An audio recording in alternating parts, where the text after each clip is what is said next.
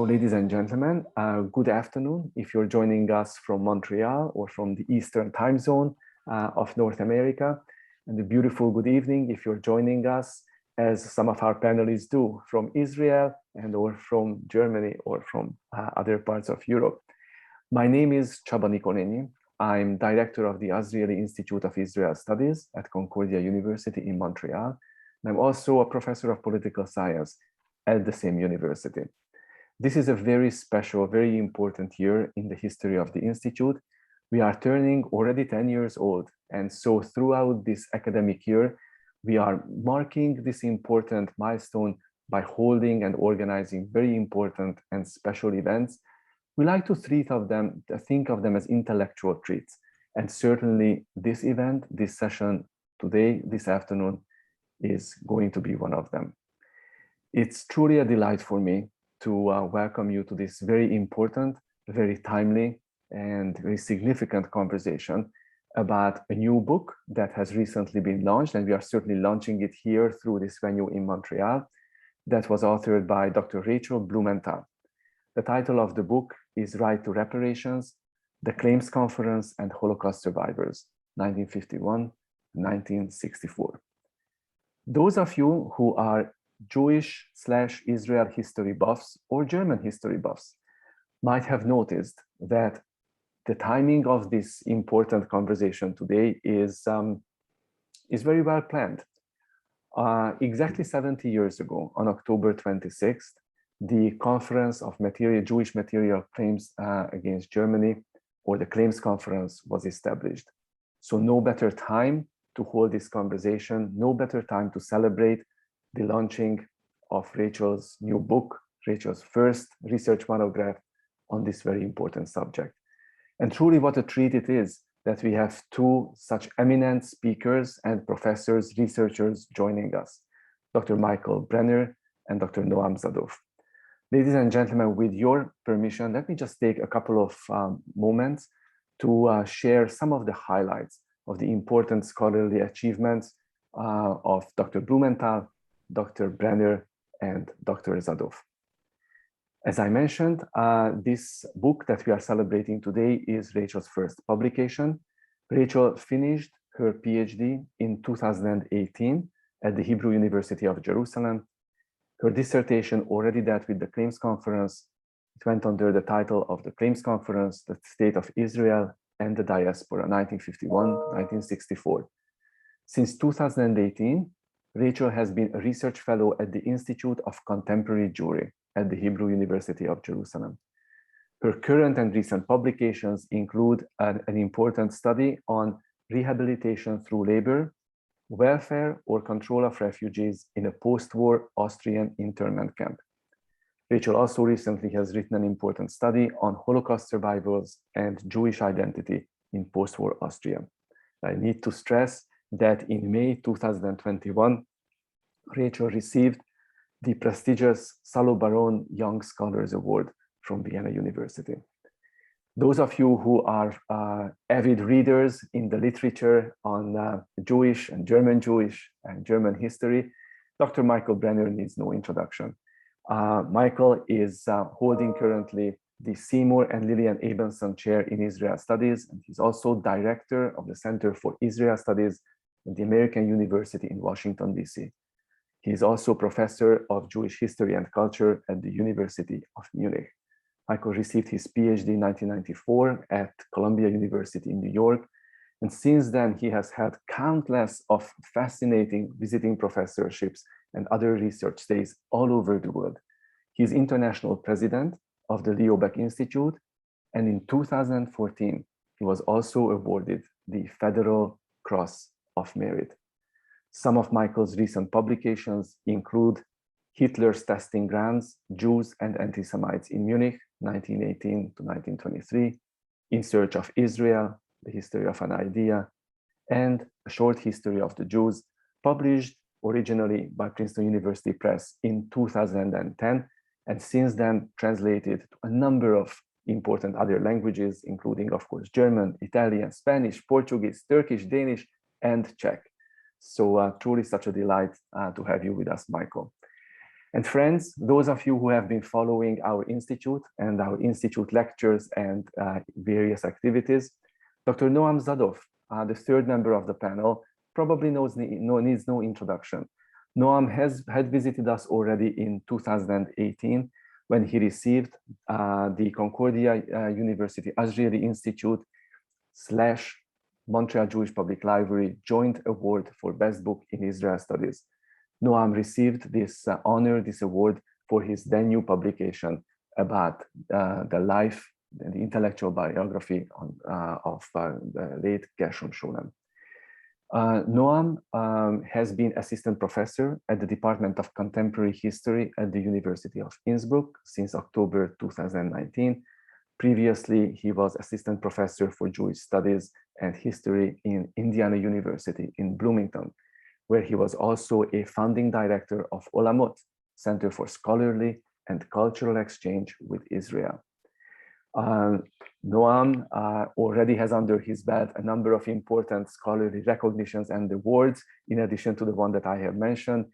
He also received the prestigious Jonathan Shapiro Award for Best Book in Israel Studies from the Association for Israel Studies, the Jacob Katz Prize awarded by the Leo Baeck Institute, and a number of others. Some of the recent publication highlights in Noam's portfolio include an important article from Mishmar HaEmek to Elon Moreh, Moshe Shamir and the Socialist Roots of Gush Emunim, the work, scholar and Kabbalist Gershom Scholem's Life and Work, jointly published with Miriam Zadoff, and of course, his celebrated research monograph on Gershom Scholem, From Berlin to Jerusalem and Back, published by Brandeis University Press in 2017. So wonderful to have all of you with us. We agreed with the panelists to give 15 minutes to Michael first, to be followed by Noam, and then the third 15-minute segment will be reserved for Rachel in order to tell us, to offer us their reflections about Jewish German, Israeli German history, with specific focus on what they thought about the main message of the book, the main contribution of the book, including important but fair criticism, which is also, of course, very much welcome in these kinds of conversations. And I do say that with Rachel's prior approval. So without further ado, Michael, the floor, or I should say, the screen is yours for the next 15 minutes. And of course, if you would like to take longer, by all means do that. Michael, over to you. Thank you. Thank you very much, Csaba, for this very generous introduction. And thank you, Rachel, for writing the book. It's my pleasure to be with both you and Noam on this panel. I don't think I will take longer. I may even be a little shorter because, as I mentioned to you, I am a little under the weather, and it's the first speaking I do in 3 days. So I hope it will be okay, but I feel it's okay today. So I would say that this book is a Jewish history in the best sense of critical scholarship. Rachel Blumenthal in this book writes the story of an international Jewish organization from a new perspective. And while recognizing the merits of the Claims Conference in reaching an agreement with the German government over the payment of restitution for the crimes of Nazi Germany, the book also critically questions many of the common assumptions about its activities. The mission of an organization first only founded as a temporary institution, and as she makes clear in the book, first, in fact, only founded to conduct the 1952 restitution talks with Germany, was then expanded to the task of distributing those funds. The Claims Conference later expanded its activities to the cultural realm and other activities, and seems to be said to justify its existence to a time also when the last survivors will be gone. Rachel Blumenthal questions not only the unlimited existence of the Claims Conference, but also its structure, which she sees as a continuation of medieval Jewish organizations with an exclusively male and hardly transparent leadership. The organizations that constitute the conference, as she shows in the book, were handpicked by its leader, Nahum Goldman, its founder and leader, and did exclude Jewish women's organizations as well as representatives of Jewish communities in Eastern Europe and North Africa and the Middle East, for reasons which, of course, she tells us are also plausible, at least the latter. Blumenthal also charges that the decisions made about the distribution of the funds were not always transparent. Why did one country get much more than another country? Why did one group of survivors receive more than others? And that the people in charge of it also didn't always have the professional background, for example, in social work, to assess the real needs of the recipients. So there is criticism in the book, but this criticism notwithstanding, Rachel also portrays an extremely well-functioning international Jewish organization.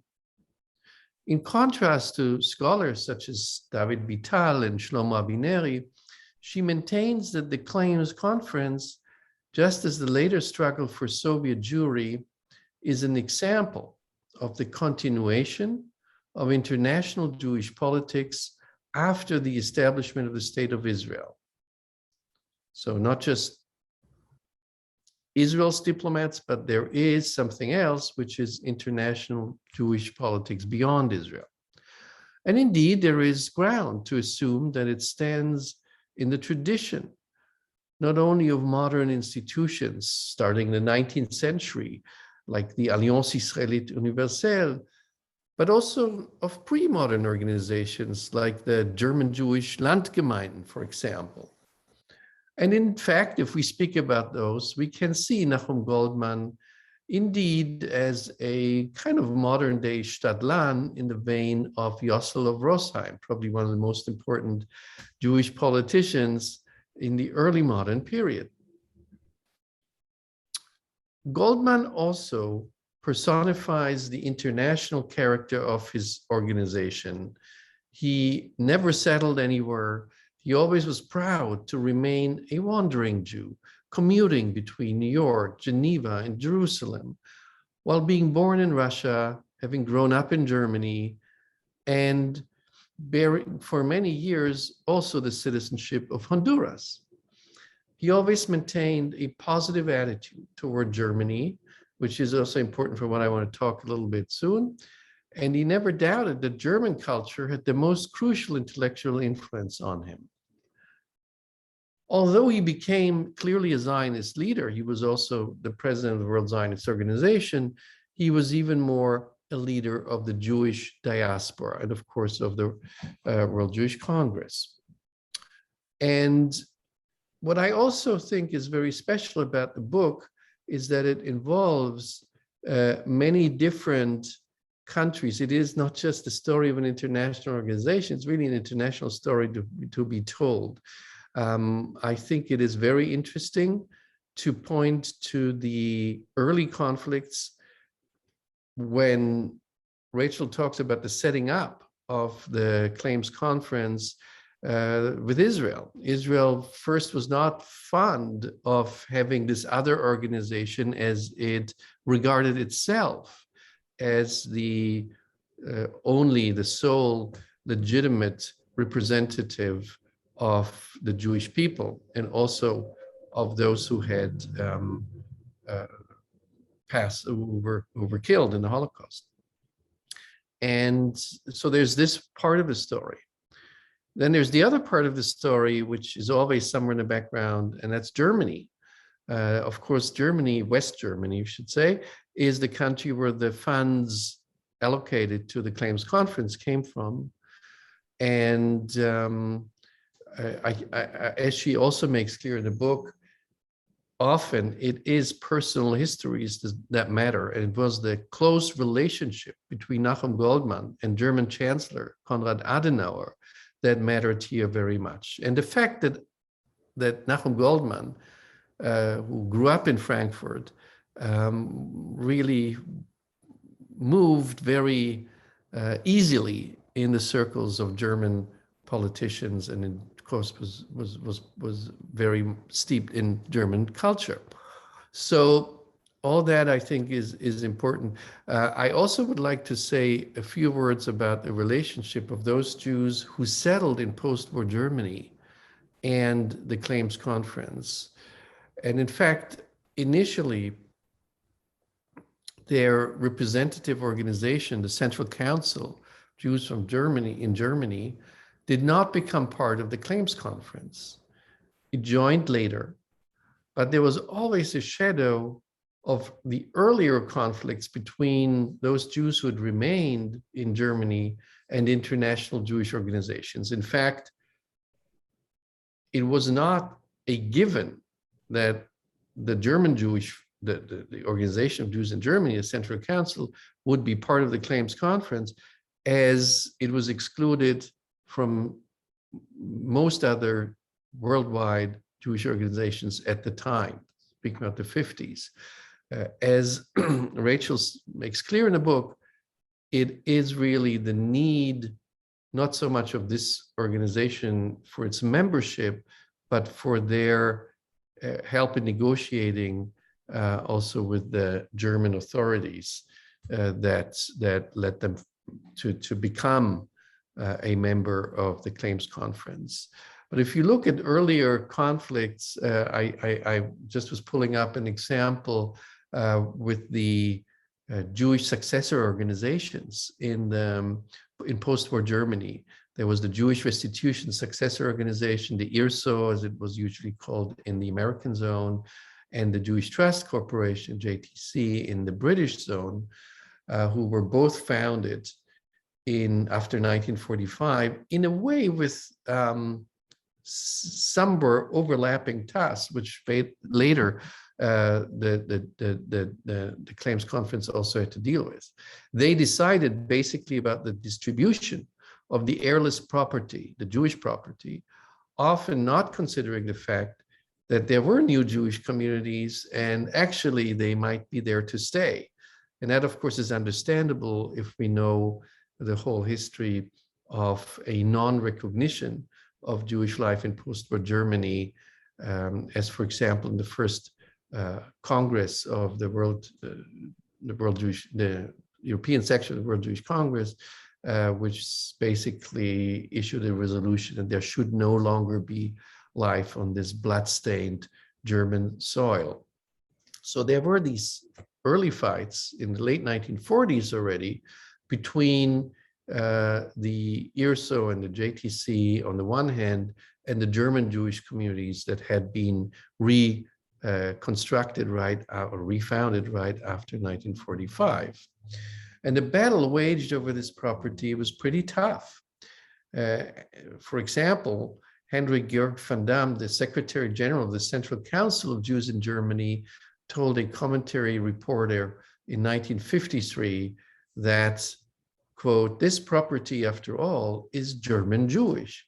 The least we have the right to ask for is a fair share to meet our present needs and to be decently included in consultations on where the rest should go. While we in the Central Council barely exist on an IRSO dole, they drive around in great limousines." That was, of course, directed not to the Claims Conference, but to the IRSO.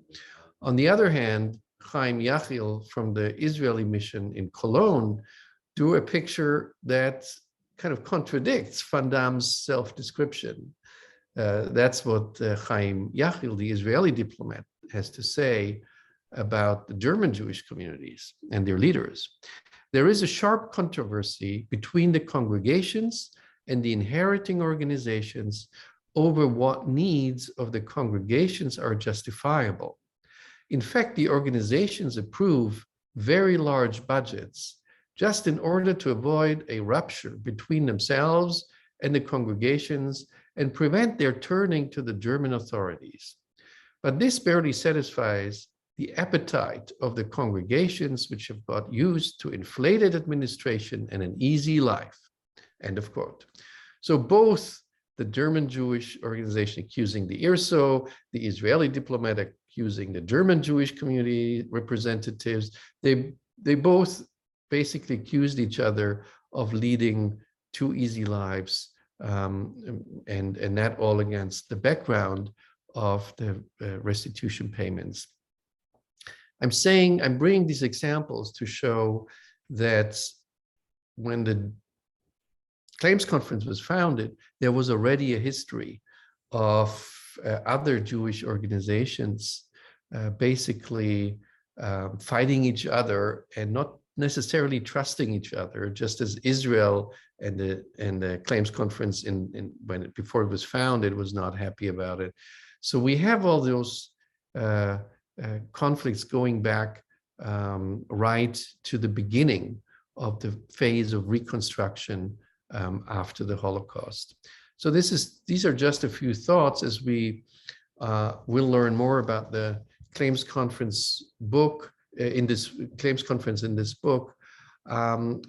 I would like to ask Rachel if she thinks there could have been better alternatives to the way it developed, besides, of course, strengthening its democratic and gender equal character, and what she thinks should be its future, if any.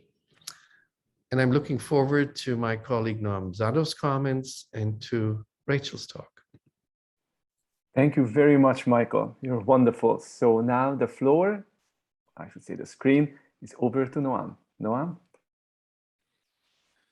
Thank you very much. Thank you for the invitation to be here, for this opportunity to read and think further about Rachel's book, and to be here with you, Michael, with Csaba.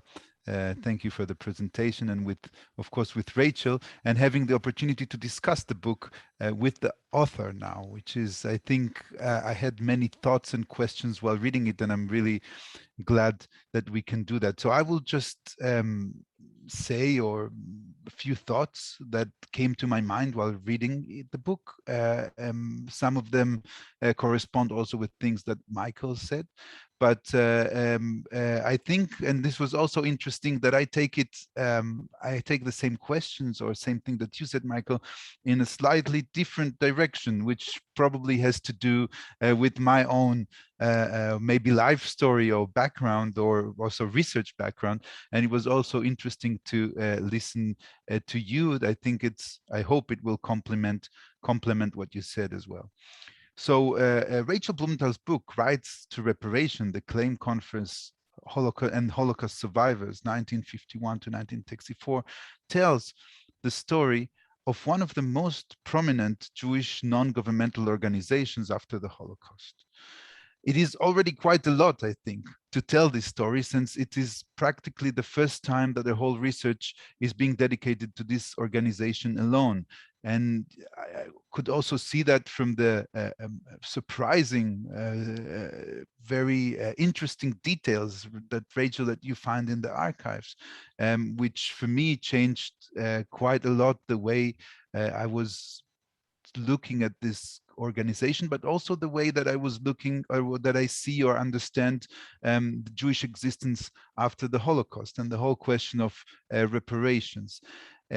So I think the point is that you did much more than just tell the story of one organization. I think this is a portrait of post-Holocaust Jewish world and the attempt to create continuity out of this calamity, that is, out of this big catastrophe, to see with the resources that one can get how Judaism should go further, or could go further. So actually, how I saw Rachel's understanding, or the way you present the Claim Conference in its historical context, it's like a symbol or a prism through which we can understand better processes that occurred in the Jewish world of the time. For example, the tension, as Michael already mentioned, and I will come back to this in a second, tension between different Jewish centers, the organizational void that was within Judaism, and which Judaism found itself after the Holocaust, where there was no clear representative to claim or to defend Jewish interest. And also which is also an interesting point, which full consequence I really understand better now, is the appearance of this inner Jewish political world or stage that was built around the whole issue of reparation money. Around the money, this material, suddenly this big material funds that were available. So this is not, I think this is important. The money was important. The meaning of the money was actually continuity.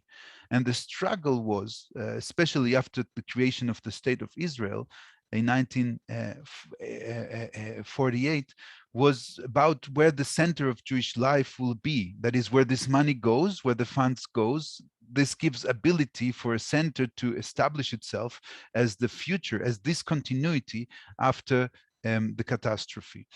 And this comes with the right, which is beyond, I think it's beyond money, but it was more a moral thing, to be the sole representative or the voice of the murdered and surviving Jews. In Israel, was, of course, from the beginning, from 1946, and I'll come to that, it was, that is, there was not Israel then, but the Yeshuv back then already, was claiming this voice to themselves. And Rachel brings the words of Abba Eban, which I want to quote here because I found them very strong and also very representative for what I also found on the attitude of the Yeshuv towards this or reparation or restitution, and we'll talk about it in a second. So I quote. I think this is what Abba Eban said exactly 70 years ago, upon the creation or the establishment of the Claim Conference. The government of Israel regards the state of Israel as the collective expression of the Jewish will for survival and equality. Moreover, the state of Israel alone amongst the countries of the world became the refuge and the repository of the great mass of those who managed to survive the Holocaust of Nazism. Therefore, the primacy of this claim above all others, both in moral and in practical terms, end of quote. That is, the state of Israel had practical, it saw itself as the organization, but also, and I think this was no less important, the moral claim. Now, it's very interesting that this claim was made at the same moment where actually Israel yielded for this primacy and accepted the second organization to step in on the stage. So it has to do with diplomacy as well. But since there are other documents that back this attitude from the beginning, I think it's very interesting to see that it was also expressed here. So because this book shows also a shift within the Israeli attitudes towards the diaspora at all, towards its place in the Jewish world, from this primacy place, from this place of being the sole representative in the future, to grant also space for other organizations, for other voices within the Jewish world, and accept them and work together with them. As Rachel, you show in your book, slowly, it became from an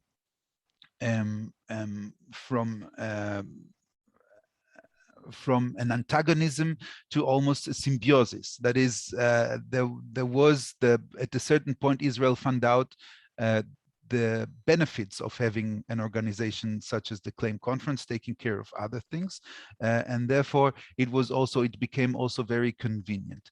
So one aspect of the story that you tell is the story of the Israel diaspora relationship, and this arousing or this around the question of the funds, of the reparations, of the creation of a counter center that represented Jews of the diaspora, and it was based in the USA. And this relationship is complex, and I think my feeling is that you show or you reflect this complexity very well by showing in a very sober way the faults and without judgment. And I think it's not easy. While we're reading the book, there were moments that I got emotional while reading, but I'm always grateful that the writing style was in matter of fact sober, also when it came to things that Michael mentioned, and I will mention again about the way the funds were distributed. So at the center of this, there is also the story of, and this is another, I think, important point that comes from the book, the story of institutions that are built around charismatic personalities. And here we talk again about Nahum Goldman, who I think was the spiritus rector of this whole organization and stayed behind it. And it's amazing how one person as a side project, now beside being the president of the World Jewish Congress, also brought that together or made this happen. So this is one complexity which I think is very central to understanding the Jewish life after the Holocaust. And the second one unfolds the description of German-Jewish relation, the German, that is not the German-Jewish, but German-Jewish relations after the Holocaust, where money was, as Rachel points out, was needed for both sides. This reparations process was as much needed to Germany as it was to the Jewish world. For the Jewish world, it was a matter of survival, of material survival, but for Germany, it was probably also a question of a moral survival. That is, by going through the process of reparation, there was a partly hand washing, or saying, the German word I think describes it very well, Wiedergutmachen. No? We made it good again. No, so of being able to close, at least on diplomacy, to close a circle, or to close a circle with the own guilt.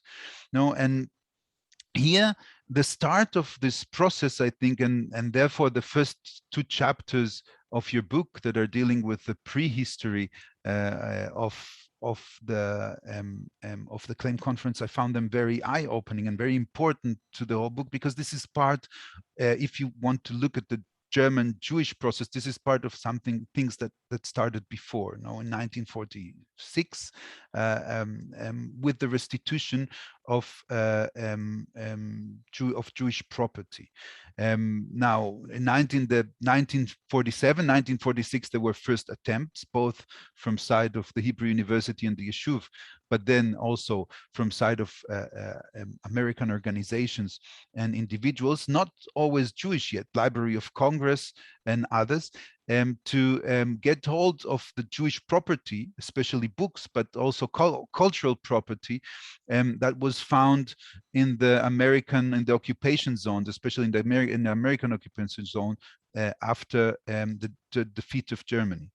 So this property was, in many ways, it was never a problem or much easier to return this property to people where the heirs could be identified. But what do you do with the property which were murdered? No, and there was practically no owner.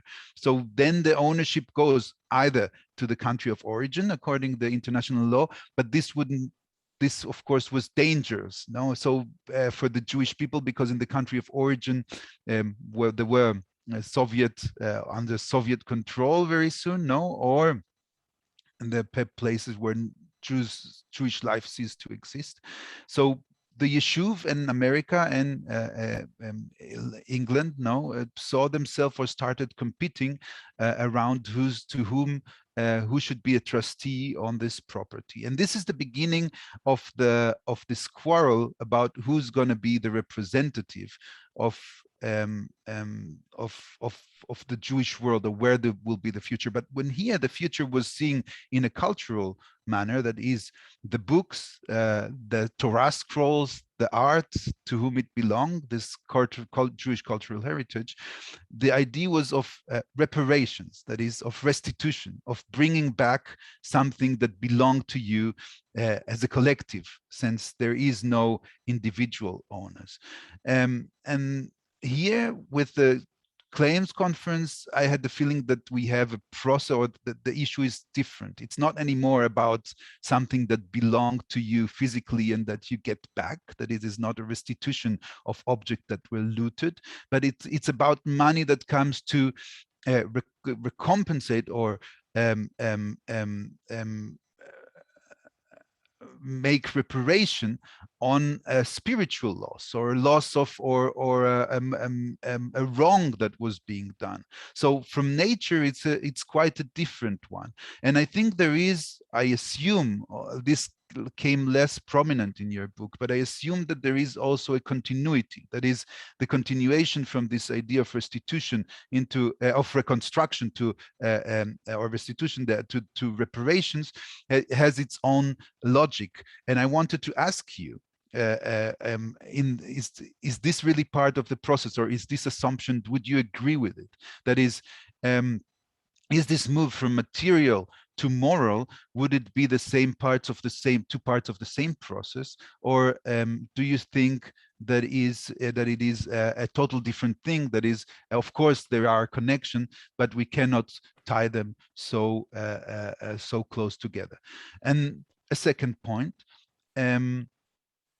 I think, as I said, Rachel deals very well and very sober and clear way in the problematic of the distribution of the fund. And this is, I come with the part that was most difficult to me, not in research-wise, but from contents-wise. That is, to read suddenly about the way the things were done. No, and here the chapters about the exclusive style of decision making within this organization, that is, to whom the funds would receive, was also disturbing, but also eye-opening.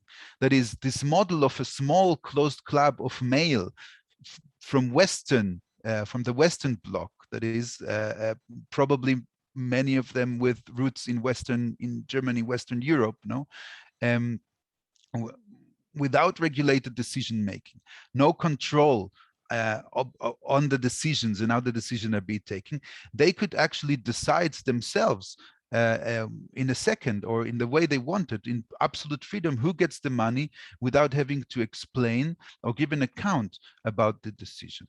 And that's brought to the exclusion of really central portions. And I think with our sensible ears today, in the time that we live, it's even more standing out more as problematic. For example, the exclusion of women organizations, which, as you write, this is something that happens until today. No, that there are women are underrepresented in the board or in the organization. People with non-Jewish grandparents, that is, categorically, although according to Nazi laws, they were regarded as Jews for the claim conference, they were not regarded as Jews, North African or North African and Arab lands, and so on. So all those were, I think, problematic, but or in a way unsurprisingly, or when once I read it, the picture came together, but it's still, most notably, organizations representing the survivors themselves were underfunded, and not only but also the survivors themselves. No, not only the organization, but also the survivors themselves. So Rachel, you show so well how Jewish communities like Spain and Portugal received large sums of money, although they were not suffered under the communities did not suffer under Hitler, while representative of Jews from Czechoslovakia in London, an organization that applied was rejected, again without any need for explanation for this decision. again, also, and I think we had a short exchange, and you mentioned that, and I think also it's very interesting to see that the intensive funding of yeshivot, of Torah, Talmud, colleges, which is typical also to Israel today, to see a extra value in this religious Judaism was also a characteristic. So the book mentions also that this is not, and this to defend or to say something in defense of the claim conference in that sense, this was not unique. This was a typical way of decision making of organizations at the time. But this fact, I think, to my mind, doesn't change the picture on this specific case. That is, or my impression. I could understand better, and with this I will wrap up. I could understand better through this book, or through reading the book, maybe most of all, the story of organization and the world, but also what touched me most was the understanding of the victimhood of Holocaust survivors. That is, I hope that I'm not too radical in saying, but this was something universal also in the Jewish world. That is, the way the claim conference looked over, or the Holocaust survivor went under the radar of their plan of support. This was also the attitude in the state of Israel. That is, the survivors, and especially those who did not fit this Zionist narrative of revival from the ashes, like a phoenix from the ashes, to be a Zionist, a productive Zionist, part of the Zionist community in Israel, which is always the story of the survivors, Mishoah leTkuma, from Holocaust to building yourself, and the one that did not fit there were actually stayed without funds, without support, on the margins of society. And here, I think in the story of survivors after the Holocaust, and the story of dealing with the funds, at the end, the collective interest and the Jewish politics prevailed over the needs of individuals at all. That is, it was always the meta-narrative. How do we revive? How do we take care of the Jewish world, of Jewish life, of Judaism? But those individuals to whom actually this recompensation belonged stayed always on the margins. And this is, I think, a central characteristic that comes from your book, a central characteristic in the post-Holocaust Jewish world. And here I want to finish with my question to you. So I don't know if you agree, or maybe I formulated this argument too sharply, but if you follow it, it seems that the success of this reparation, the success of this reparation project, or the whole idea of reparations here through the Claims Conference and the State of Israel, was a success for the Jewish world. But for the survivors themselves, it's actually not a story of success, but it's a story of failure and the continuity of their of the victimhood, of being, of course, not on the same scale, but first of all, you are a victim of Nazi Germany, but then you're being ignored by those who actually should help you. And I'm curious to hear about this provocatively formulated question. Thank you very much. Noam, thank you so much for this insightful, close reading and discussion of Rachel's work. And now, Rachel, the screen is yours. You have lots of morsels, intellectual snacks to munch on. So it's your turn now to delight us with your answers. Okay, so thank you very much. Thank you very much to the audience for your patience and for attending. I'm very grateful to you all. Thank you very much to Csaba, to Professor Nikolenyi, for organizing the Zoom at the launch, and to all his staff in Concordia. It was a hard task, but you managed. Thank you very much. Thank you very much to Michael Brenner, whom we met on a Zoom in April. When the Vienna University awarded us prizes. He's much more senior, and I was the young the young recipient. Afterwards, they renamed it for the junior recipient. And thank you to Noam as well. I'm very grateful to your all of your thought-provoking comments. And as Csaba said, today is the birthday, so happy birthday, the Claims Conference. I wanted to make a few comments. So first of all, I wanted to explain why I set off on this project. Why did I examine the Claims Conference? There are lots of books on the reparations process, books in German, in English, and even in Hebrew. And what they usually do is that they focus on two parties. There is the West Germany and Israel, and they sort of either sort of mention the Claims Conference as a sidekick or as a tag along, or they ignore. In Raoul Hilberg, there's no great, I mean, he was one of the greatest historians. In his 1985 revised edition of the destruction of the European Jews, he described the formation of the claims in only one sentence. And this is very strange.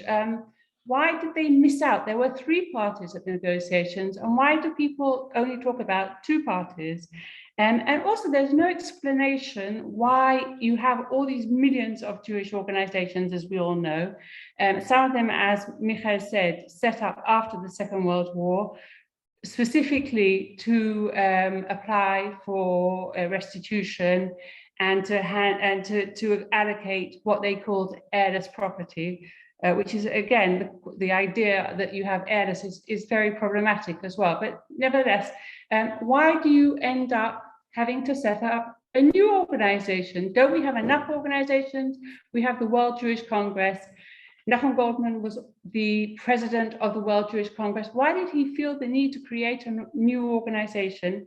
And so the answers are in my book. I hope you'll read it. I hope you'll buy it. But that's why I set off on this project, which I found very interesting, and it was very moving. As Noam said, it is very moving, especially for those of us whose families survived the war. I wanted to say something about the achievements of the Claims Conference. Before that, I wanted to say that Michael is right. I mean, it is very strange because you would expect that the representative of the Jews would be a German organization, and Leo Beck thought that he should represent the Jews in dealings with the German government because it was German property. The basis of the demand for compensation by the Claims Conference was property that hadn't been restored, and the property was located in Germany. So, but nevertheless, you can see that Nahum Goldman was the best diplomat. He was so talented, and so definitely the Jews benefited from the fact that he set up this organization and he conducted the negotiations. One of the major achievements, first of all, without Nahum Goldman, I don't think an agreement would have been reached. Definitely not when it was, and the sums were big. There was a stage in the negotiations where the Germans and the Israelis reached an impasse. The Germans didn't really want to give money to the Jews. The Germans said, first we have to settle our debts from the end of the First World War. They said, well, if there's any money left over, then maybe we'll give some money to the Jews. And because Goldman had this wonderful relationship with Adenauer, and he went to Adenauer's home in Röndorf, and he succeeded in persuading Adenauer that Adenauer had to go ahead with the negotiations, and they had to reach an agreement. So I think this is a very major achievement of both Goldman and the Claims Conference, which I think is not always, not all the literature understands fully. The other thing is that the Claims was the first organization that established the principle that individuals, again, this is what Noam says, but I mean, it's very problematic, but this was the first organization that said that individuals are entitled to compensation following a mass atrocity. And this was unheard of. There was no precedent for it. The first protocol of the agreement lays down terms of eligibility. And it's true that at the beginning, only a very small group were entitled. Only if you were born in Germany or you belonged to the German culture, if you'd been brought up on Goethe and Schiller, were you entitled to compensation directly from the German government. And if you came from Austria, even if you spoke German, you weren't entitled. But nevertheless, this set the principle that individuals were entitled to direct compensation. And this was amazing. This was unprecedented. And what happened over the years was that the claims conducted new rounds of negotiations, and eventually larger and larger groups of people did get compensation. And so eventually the sums that the individuals get way exceeds the amount that Israel got. And this was all due to the brilliant lawyers of the claims who had this idea and persuaded the Germans and drafted it as Protocol 1. So this was an amazing achievement. The problematic side is the distribution of the funds. Michael, I mean, what happened was that they all sat together and divided it up amongst themselves, and most of the money went to the joint. And then they had this principle that only organizations would receive money. Individuals wouldn't receive money. And of course, there was an exception to the rule because rabbis and communal leaders, but all the people sort of in the claims were themselves rabbis and communal leaders, they then were entitled to receive a pension from the claims. So it's clear that the way that they spent the money was problematic. Michael was an alternative. And I mentioned in the book that President Hallstein said to Goldman, why don't you take the sum of money, divide it up amongst the number of individual survivors there are, and then everyone can get a one fixed sum, and that'll be an alternative. I mean, it's clear that there's no, there would have still been, you know, how do you define who is a Holocaust survivor and who is not a Holocaust survivor? And today we define it much more broadly than we used to. I don't know if you noticed, but in the claims conference has now reached an agreement that some of the people, the Jews who were in the Leningrad siege are entitled to money from the German government. So again, that's very strange in my opinion. You know, why only the Jews who were in the siege? What about the non-Jews? But this is the solution that the American government adopted when they decided much later to pay compensation to Japanese Americans who were incarcerated wrongfully during the war. They just said, we'll give a fixed sum to every person who enters this category. So that is an alternative. The other thing is that it was and it still is so opaque, so that maybe if there'd been much more if they'd allowed the press to come in and if they'd explained what they did, it would have been easier and better. Noam says that it was all at the expense of the survivors. I think that's exaggerating. I think because even at the beginning, some survivors did get money, and Israel ended up paying money to survivors. Germany paid money to survivors, and as the years went by, this is what I say, that the fewer survivors, the more generous Germany is. But at the end of the day, a lot of people do get money. So it is a great achievement, while not forgetting how problematic the dispensing of the money was by the claims. I wanted at the end to say something about the future of the claims conference. So as we all know, survivors today, the youngest survivors are in their 70s. The claims has amassed huge wealth. According to its financial statements, it has $750 million. And then the question is, how should this money be spent? What will the claims do when there are no more survivors? And Greg Schneider, who is one of the leaders of the claims, has said that there will always be a role for the claims conference.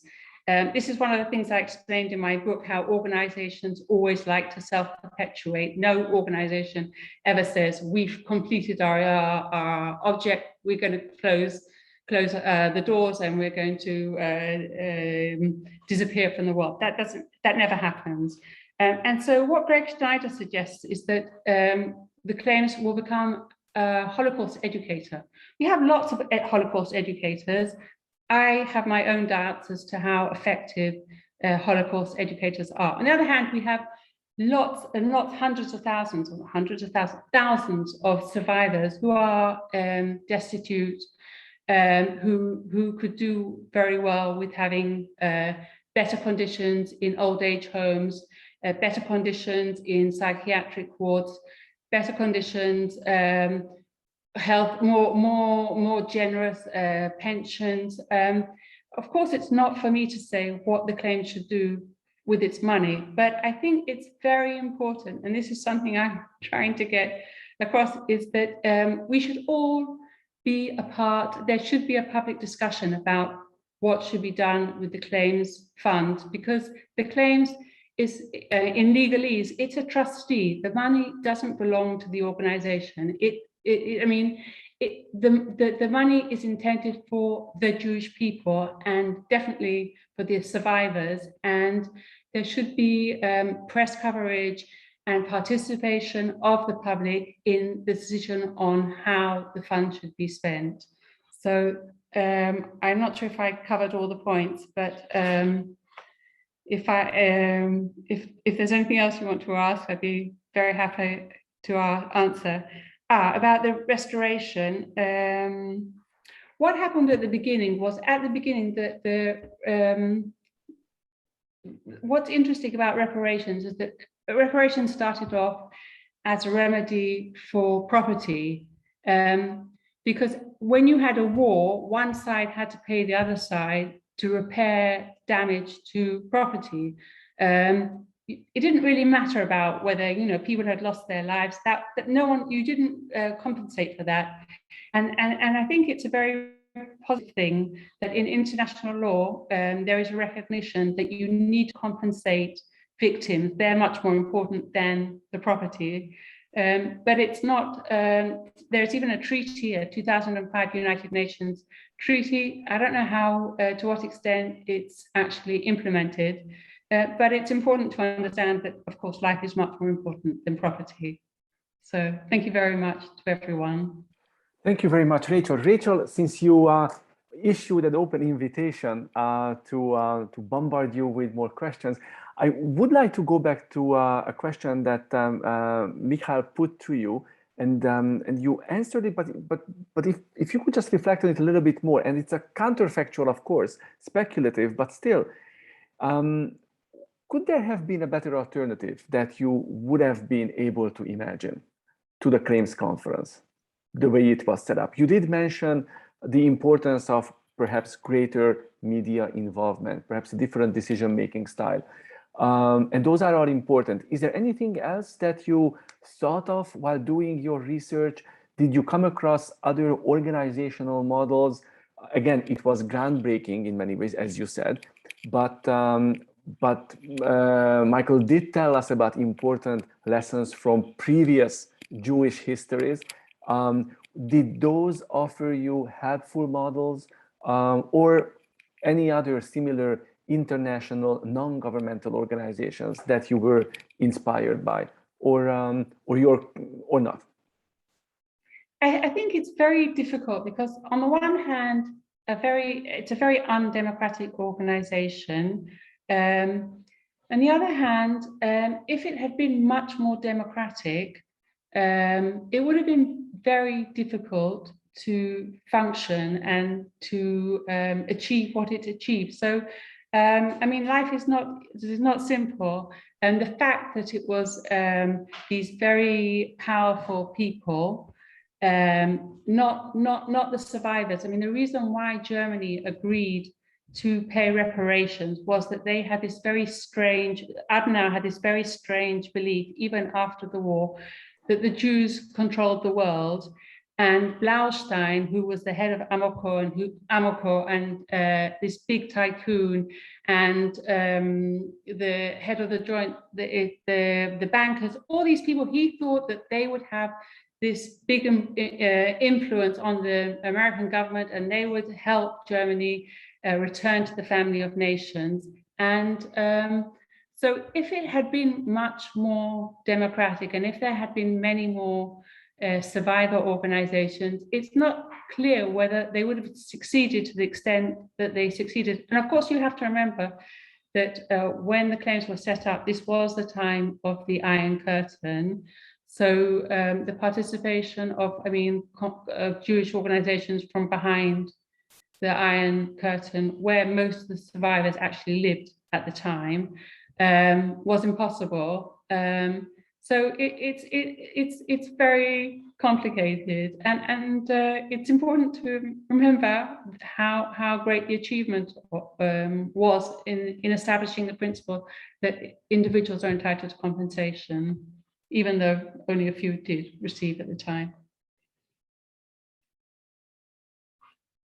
My apologies, I forgot to unmute myself. Thank you, Rachel. At this point, I would like to invite members of the audience to please submit any questions, comments you might want to raise or share with our panel, with our panelists. And we already have one comment/question, and I'm going to share that with you in a moment. But just to give other members in the audience time to think of other comments that they might have, let me perhaps ask one personal question, Rachel, which I always am fond of raising when we have an encounter with the author, but also a substantive question that emerges from both Michael's and Noam's comments. So the personal question is about you. How did writing this book change you as a scholar and a scholar of history? You told us why you wanted to write the book. So you gave us a sense of Rachel Blumenthal going into the research project. And now we see the finished product.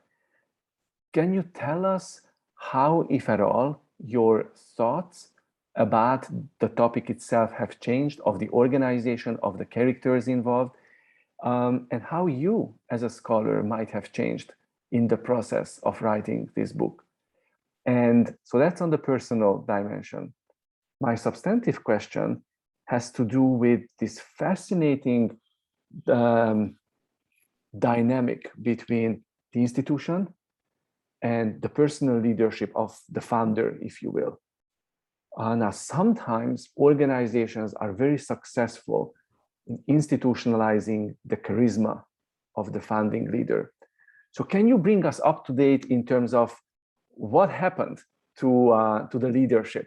What happened to the possible institutionalization of charisma in the case of the claims conference? So, and after we hear your answer, or if you would like, I can also share the questions from the chat box, or if you would like to answer these, it's totally your call.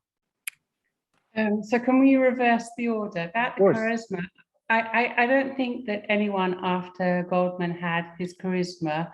There's a very sad story. I mean, it's after the Hungarian revolt, and when Jews again crossed the border into Germany after 1958, 56. and then 1968, 56.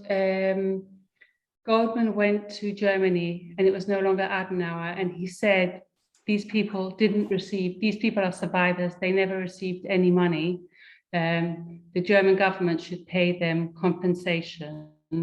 And the Germans said, no, they dragged him out and dragged him out. It took about 10 years. And eventually he did persuade the Germans to set up a Hilfsfonds, a foundation. And the idea was that for destitute people, you had to prove that you were destitute, and I'm sure they all were.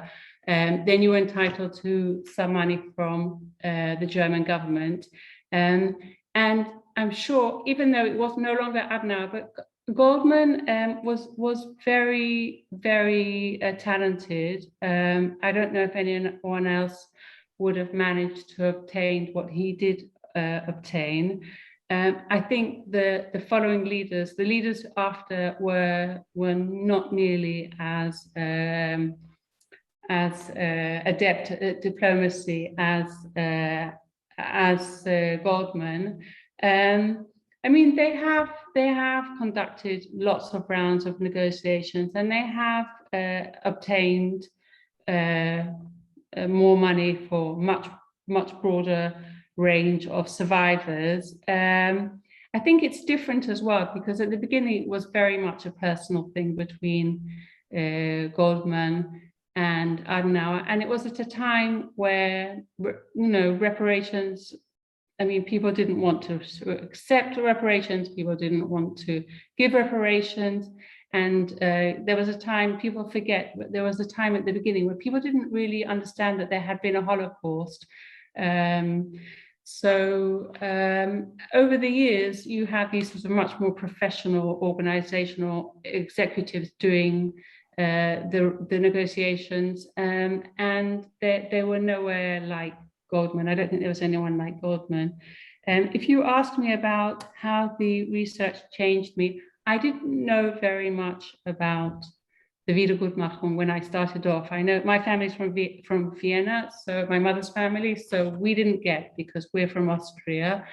And I didn't know very much. What I'm always surprised about is that people make, you read history books, and then if you go and check, this is because of my legal background, if you actually go and check the archival documents, you see there's sort of this big gap between what historians write, and I mean, not all historians and not in all cases, but it's very surprising, the gap between what people write and what actually happened. And I think the claims is to a large extent, well, there's a reason for this, which is that claims shipped off its archives to Israel, and it made the archives as inaccessible as it could, and it didn't want to give.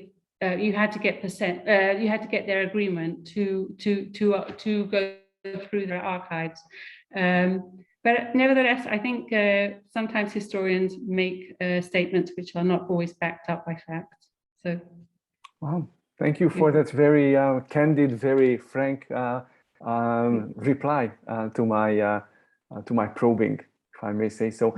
Rachel, there is a very fascinating comment / question from Francis Pfister-Stoga, and thank you for introducing yourself, which is bringing this discussion, this historical discussion, to the present current era.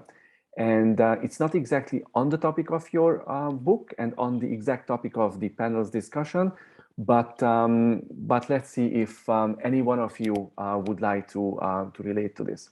So here comes the comment / question. Although beyond the scope of this present talk, can you make a few comments on the situation in Poland? Is there a claims conference organization there? How is it managing with the current Polish laws on setting a time limit to the claims? So if you didn't work on this, it's of course totally understandable, but it's been in the news. So if you want to relate to it as a scholar, if you have any comments, I'm sure that the audience would benefit. Any one of you. First of all, Poland is not somewhere I studied. Secondly, I do not speak a word of Polish. And thirdly, Poland, all the countries in Eastern Europe were much more complicated, because first you had German occupation, and then you had Soviet occupation. So the question of restitution is, when do you go back to before the Soviets, or do you go back to before the Germans? And I don't know the answer. I think it's much more complicated. I'm not an expert. I can't say. Unfortunately, I apologize. No need to apologize. This is also very much, of course, in the current affairs. The discussion is very much part of the ongoing political discourse and debates in Israel, but also in Israeli foreign policy. So I don't see any, Michael or Noam, do you have any response to anything that Rachel has said? I would like to give you an opportunity to offer any last closing reflections, comments, and let me just see if there's anything you would like to add or comment. Michael, Noam? Well, I can, well, maybe one, I mean, there's so many areas to get more deeply into. One of the things is that, as you said, in the beginning, it was a very small group that was actually eligible for restitution. Those who lived in Germany in 1953 or before the war, or those who were part of the German cultural whatever, as you said, you grew up in Chile. So of course, that was a little, you could stretch it a little bit, you know, what about Yiddish? What about being close to the German culture? What about growing up in Galicia? But yes, maybe growing up with Goethe and Schiller. And I think they had really, the Germans made real exams about that. Maybe you can say something about that. That's right. I mean, I know, because we always used to laugh in Israel, the Botschaft, the embassy, is in a building, and you have to climb up lots of stairs to get onto the building. And I remember going past it, and you see these old people, and they have to climb up the stairs to take the test in German to prove that you not only had to do the test, but you had to prove every year that you were still alive. And it seemed to me, you know, I mean, it's a bureaucracy, but you know, you have these poor old people that have to climb up, and there's no way you can get into the building without climbing up 20 stairs. So we I mean, I used to think, you know, it's strange, it's hard, but in the end, I mean, until 1990, until the reunification, it was really a very small group of people who got pensions. And in theory, Israelis people who came to Israel before 1953 were not supposed to get pensions. So, but afterwards, I mean, things improved. So, okay. Thank you, Rachel. Noam, any last comments? Yeah, well, maybe a comment, since I teach and work in Austria. Maybe a small comment about relativization of the German case. That is, in Austria, you never have the discussion. And Austria, of course, with this first victim narrative, never saw itself as obliged or that it has to account for anything, no? But therefore there is no discussion there, and the absence of discussion makes also there is no emotional sediment when we talk about, or less when we talk about Austria. And it's interesting, that is, to notice that at the end, all we talk about and all the critique also on maybe on the Jewish institutions, but also on the German side and everything, it comes from actually reflecting and dealing with the topic that you cannot do right. That is, there is no, you just have to deal with what you have, no?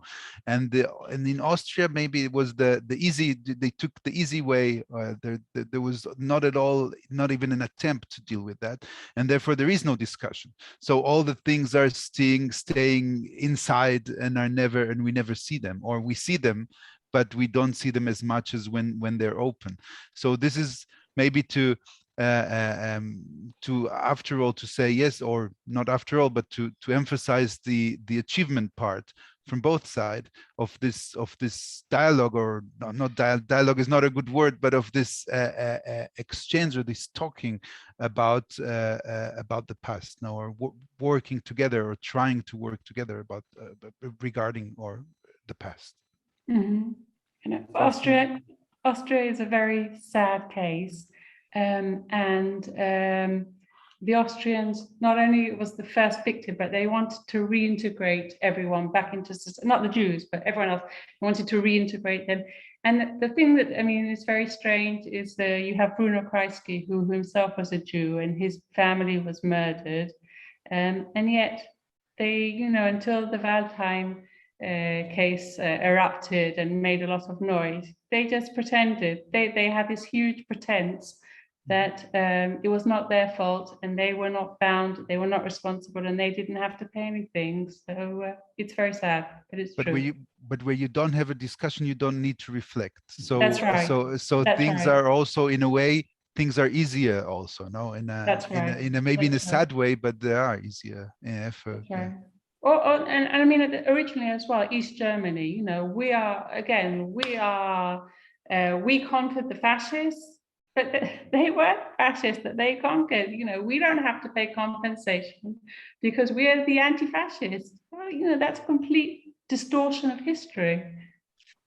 Anyhow. These are certainly not easy, very difficult, loaded topics, and I cannot thank you enough for being so sincere and so intellectually and personally honest with opening up and sharing your comments and your insights with us. Rachel, thank you ever so much for writing the book, and thank you for accepting our invitation to launch it in Montreal, even though we can only do it in the virtual space.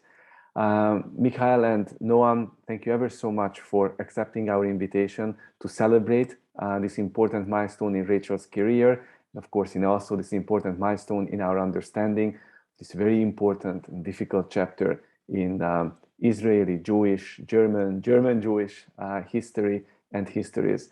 And above all, thank you so much for your preparation that went into preparing your comments and your reflections on the work. I would also like to make a very special thank you to the communications and social media coordinator at the Azrieli Institute, Ms. Lisa Komlos, our former student, who is singularly responsible for bringing all this together and making sure that wherever you are in the world, we are all meeting together in the virtual Zoom space. So thank you, Lisa, for everything that you've been doing. And ladies and gentlemen, a huge thank you to each and every one of you for bearing with us, for joining us today, in the past, and we certainly look forward to seeing you again at our upcoming events. And on that note, let me remind you that in just a few days' time, on October 31st, we will be offering a screening of a brand new Israeli documentary, Our Natural Right, brought to you by Udi Nir, Sagi Bornstein, and Yulia Cohen, a fascinating documentary that revisits through personal histories and personal recollections, views about where Israel has come since the Declaration of Independence was read.